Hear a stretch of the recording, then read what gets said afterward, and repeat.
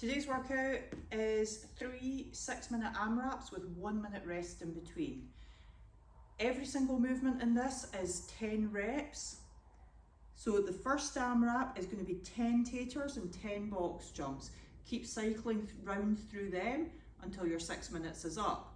That's followed on with 1 minute's rest, and then same idea but with power cleans and weighted sit-ups, 1 minute's rest, and then we've got overhead squats and squat thrusts to finish. So the taters is a Russian swing with a squat. So you'll swing your weight up, pull it into your body, drop into the squat, back up, into the swing, back into the squat. Okay, so when you do this, make sure that your heels stay down. Go ahead and push your hips back behind your heels. Nice strong extension, swinging the weight up. Pull the weight in. Okay, so in the case of the kettlebell, I'm then changing my grip to go from holding the handle to catching the weight in my hands. Okay, it's not as scary as it looks. Once you hold the weight against your chest, you then drop into the squat, back up, and as you come up out of the squat, you need to recatch the handle to pull it into the next rep. Okay, so that's for the taters. Choose a weight that's going to suit you. For your box jumps, you might have something that you can jump onto, a stool or a step or something, so it's a 2-footed jump onto that. 2-footed jump on, stand up fully on the top. If you've not got something that you can jump onto, then a broad jump is good. So you could even mark like put a sock like 35 inches apart, something like that. Jump across that. A yoga mat, quite a lot of people will jump across the width of a yoga mat, that's quite a good one. Or jump over something, but make it something reasonable like a backpack, something that's a little bit chunkier. You'll then get your 1 minute's rest and you'll go on to the power cleans. So the power cleans start from the floor and finish at your shoulder with no squat. Okay, so the weight will come up onto your shoulder. Make sure you stand up before the next rep. Okay, so the weight goes to the floor, to your shoulder. Make sure you stand. If you're using 2 dumbbells, same idea.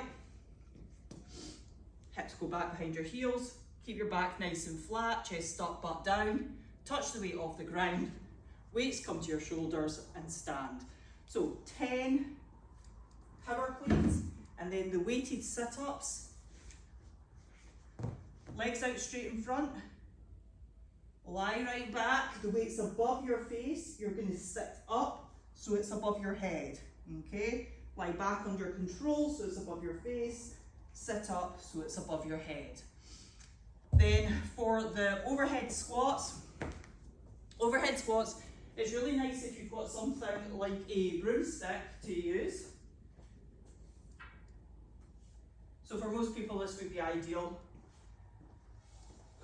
Wide grip, holding it up overhead, and then it's the same mechanics that you would use for an air squat. Heels down, hips back, knees out. Try and keep your torso nice and upright if you can. And make sure you stand up fully out of each rep. If you did wish to make this a wee bit heavier, you could look at seeing if you could try and attach a weight to this somehow.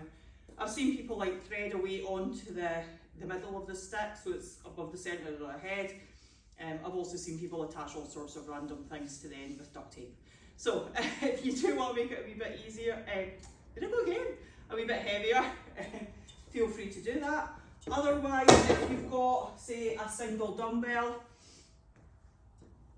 then you're holding it up overhead and squatting with that. That's pretty tricky to do, so don't be surprised if you find it pretty tricky. Worst case scenario, you can always do goblet squats instead, and that's absolutely fine.